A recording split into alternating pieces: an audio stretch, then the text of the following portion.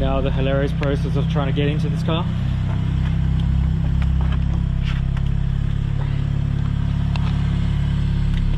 Hello, mate. Good. Right, some acrobatics then.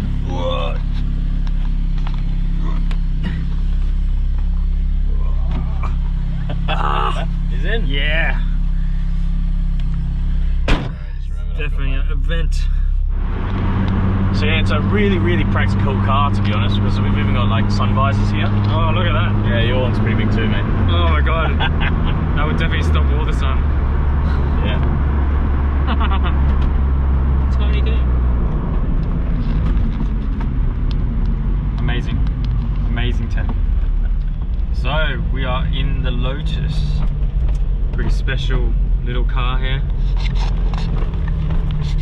Jayson, I know you've been looking for one for a long time. I have. Tell me a bit about it. Well, when I was a kid, I spent a lot of time in Gran Turismo. And I used to always do time trials on different tracks. And I always used a Elise 111R with the Toyota engine. So for the last couple of months, or 6 months, I'd been looking for a yellow 111R Elise. But just over my birthday, it just so happened that an Exige popped up, so I thought I'd go have a look. Didn't think I would end up getting it because I thought it might be a bit too hardcore, maybe a bit out of price range. But had a look, and this thing was pretty clean. So it's got only 32,000 miles on the clock. It's 2004, and I thought at the time, I think I'm gonna get it.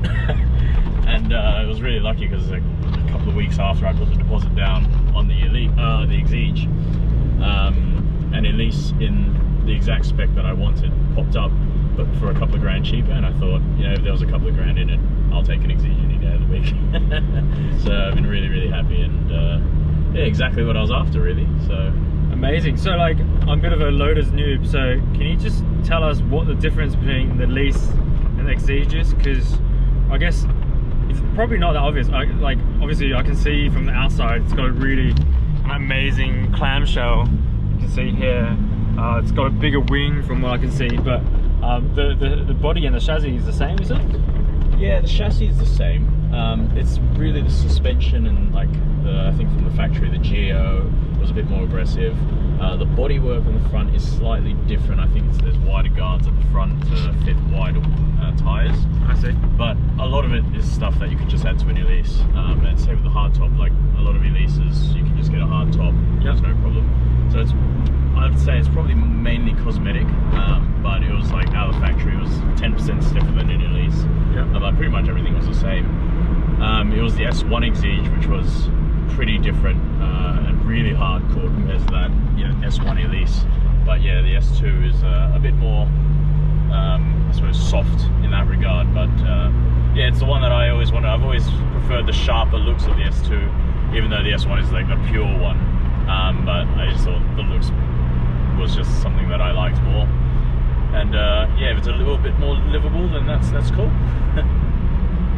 Amazing. Yeah, but the main thing, I think I really wanted the Toyota engine just for that reliability point of view, because with my MX-5 and as well, like the whole thing about a track car is I want something that'll work every single time without missing a beat. So although, you know, I'm expecting potentially some problems to pop up, I'm hoping that because it's a Toyota engine, it'll be okay. Fingers crossed. Yeah, from what I've read, it's pretty bulletproof, isn't it? Yeah. Yeah, that's until I potentially chuck a supercharger at it. I don't know. That's always a temptation, eh? Yeah, that's it. That's it. Amazing, like you can just feel how raw this car is. Yeah. I think like when you're used to driving very modern cars, you really forget how insulated you are. Yeah, pretty.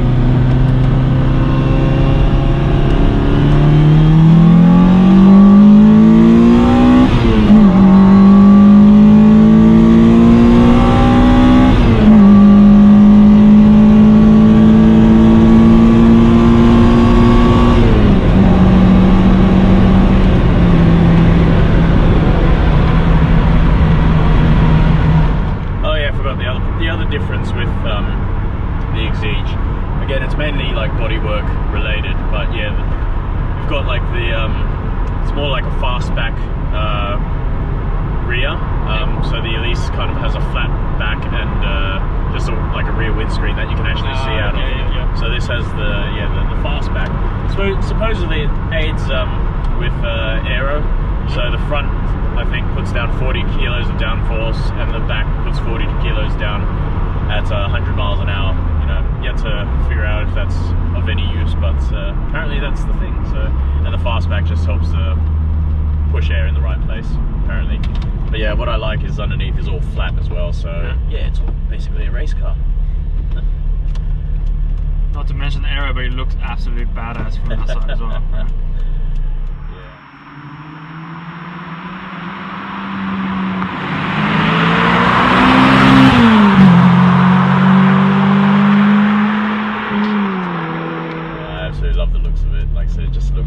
Sharp and like looks a lot more expensive than it really is, I think, and that suits me just fine. And you're gonna be standing out quite a bit in this amazing yellow car. Yeah, it had to be yellow because, like I said, in Gran Turismo I always pick the yellow one, so it was only natural.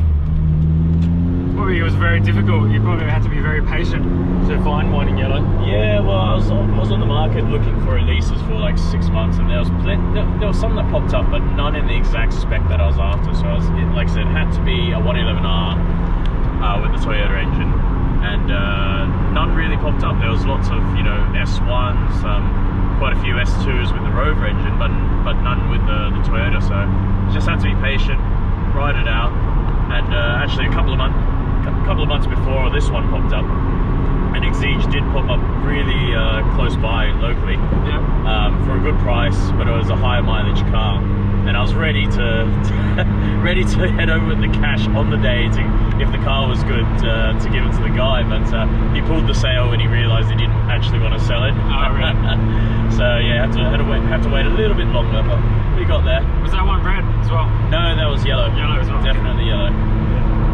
So, but yeah, it pays off when you wait. No, patience with these kind of things. Yeah. And these are going through the roof in price, aren't they? Like, they've just been going up and up and up. Yeah, I think it's been a really steady rise. I think they bottomed out about 5 or 6 years ago, and they've just been slowly creeping back up.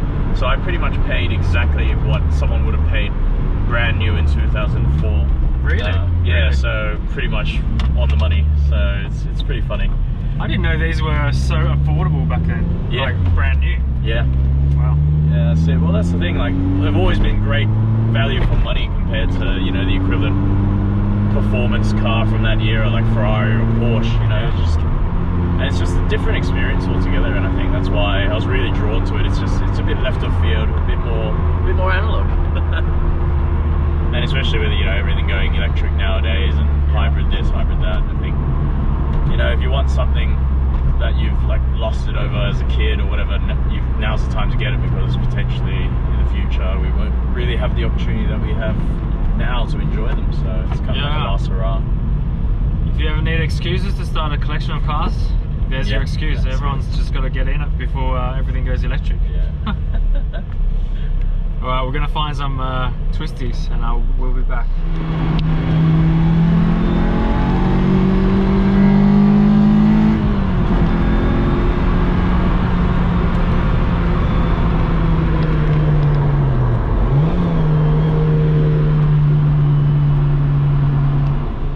Right, show me how you get out of a Lotus. Alright, so there's Exige. a couple of ways, but this is usually my go-to method. So one leg out, and then I can kind of just slide myself out. So you can try the same, but I think it's a little bit different with taller people.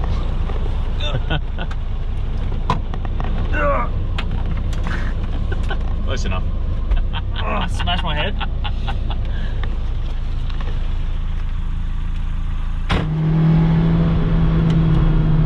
A bit of moisture coming here.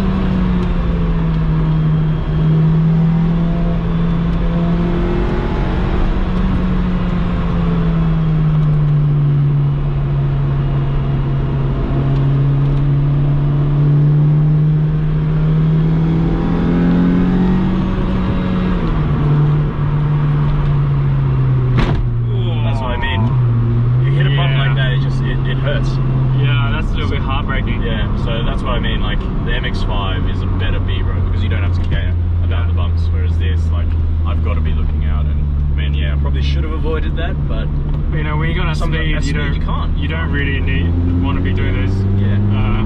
Quick movements. Yeah, especially not in this car. Unsettling in the rear, and Especially not in the greasy conditions. I think it just feels bad because it's so raw, but you know, it's probably doing nothing.